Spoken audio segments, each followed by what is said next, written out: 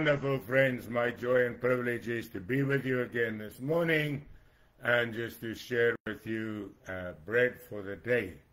To have our spiritual breakfast as we get together around the Word of God.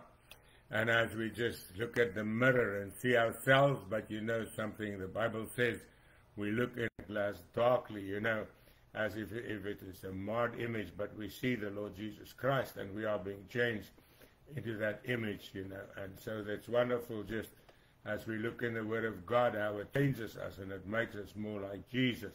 For as the Word goes in, the Word has life-giving power, the Word has changing power, and so the Word changes us into the image of our Lord Jesus Christ.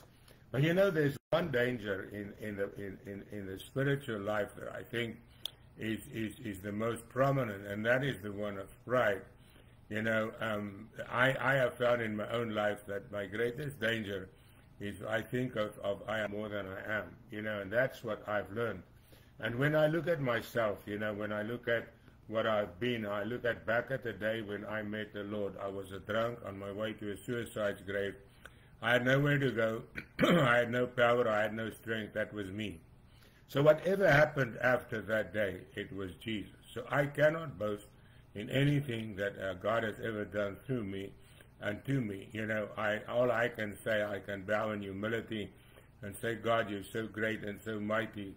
Only you could do what you've done, and only you can do what you're still going to do and doing what you're doing right now, right?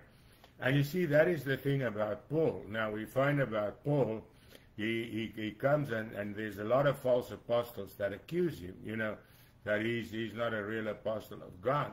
But then we find, in 2 Corinthians 11, Paul talks a bit about what happened to him as an apostle of the Lord Jesus Christ. He says, are they Hebrews? He says, so am I. He says, are they Israelites? He says, so am I. Are they a seed of Abraham? So am I. Are they ministers of Christ? Now he says, I speak as a fool. I am more, in labors abundant, in stripes above measure. He says, how many times I've been beaten, in prison more frequently, in deaths often. From the Jews 5 times I've received 40 stripes minus 1. And they say that you get so close to death. Now once, he went through 5 times. 3 times I was beaten with rods. Once I was stoned. 3 times I was shipwrecked. A night and a day I've been in the deep. In journeys often, in perils of waters, of robbers, in perils of my own countrymen, in perils of the Gentiles, in perils in the city, in perils in the wilderness, in perils in the sea, in perils among false brothers, in weariness and toil and sleeplessness often. Now look what Paul says here. People talk about if you follow the Lord, you're going to be rich and important. But look what he says here.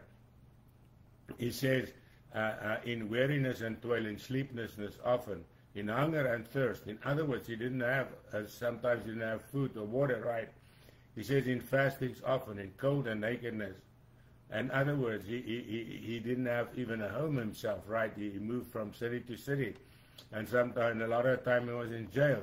You see, he says in cold and nakedness. And besides what other things that comes to make concern for the churches.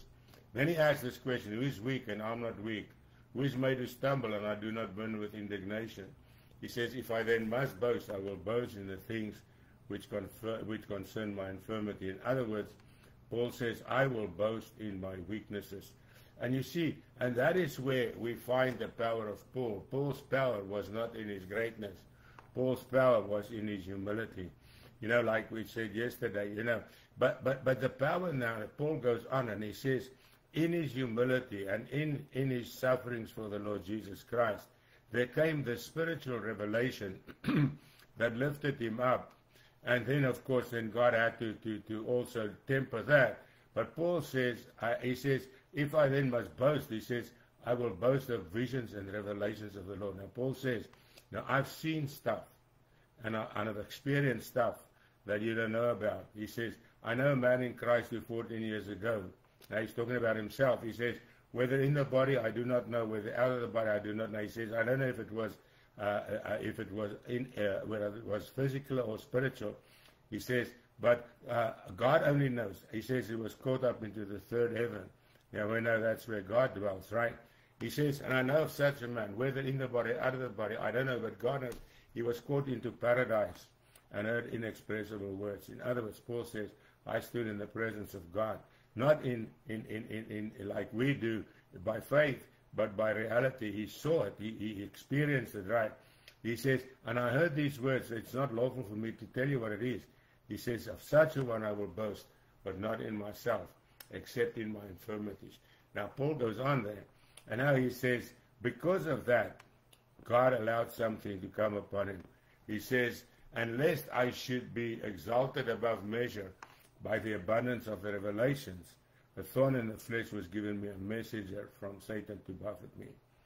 Now, you see, here Paul says that God gave him a weakness that tempered him, a weakness that reminded him of that he was still human, that although he was walking in the presence of the Most High God, although he was used by God in mighty signs and wonders and miracles, he still stayed human. You see, now Paul tells us that there was a messenger from the devil. Nobody really knows what it is. There's a lot of theories, but I think the truth lies in this, that in Galatians, Paul writes and he says, you would have gouged out your eyes to give to me. So most probably had a problem with his eyes, because we know that when he writes in the letters, he says, with such big letters I write in my own hand. But, so it seems that his sight was impaired. We don't know, but I think that's the most feasible explanation. But then Paul says this messenger was given to him. And now Paul says, I went to God and I pleaded with the Lord 3 times that he might take it away. And the Lord said to him, I'm not going to take it away. He says, why? But I'll give you something else in its place. He says, I'll give you my grace. He says, my grace is sufficient for you, for my strength is made perfect in weakness. You see, and that is like we said yesterday. Our strength does not lie in our natural abilities. It does not lie in identity in ourselves. But our strength lies in our identity in Jesus Christ. And here God says, my strength, God's strength, is made perfect in weakness. In other words, the weaker I am, the stronger God is in me. You see, and therefore Paul says, I will rather boast in my weaknesses, in my infirmities, that the power of Christ may rest upon me. You see, here Paul comes, and excuse me, he brings us to the reality of Christ within us. He says, as long as Christ doing it, then the miracles come. If it's me, I can do nothing.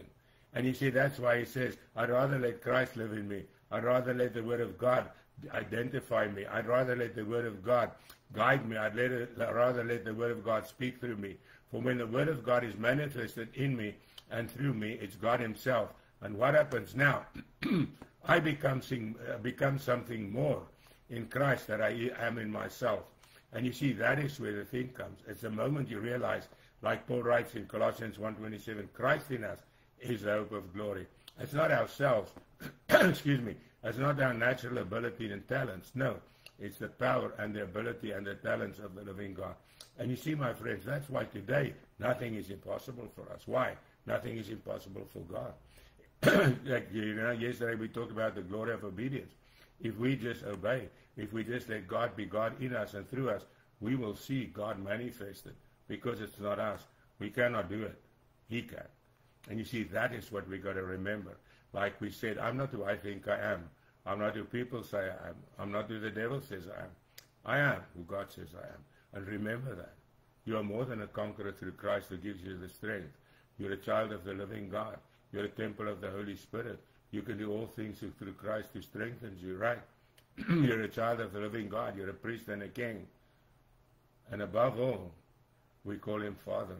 And Father, I thank you this morning that we have this amazing privilege to stand in the presence of the most holy of holies, to stand in the presence of the eternal and changing God, Lord. You've always been, you always will be, and you are. Before anything else was, you are, O God. All power, authority, and dominion belongs to you. Your throne is the most high throne. All power is yours. We pray that today that power will be manifested in our lives, in healing, in ministry, in life, and in strength. In Jesus' precious name. Amen. Well, God bless you, my friends. I love you, so does Jesus. And I'll be back a bit later today with our Wednesday Bible study. God bless you, and have an awesome day in the strength and the power of the Holy Spirit and our Lord Jesus Christ.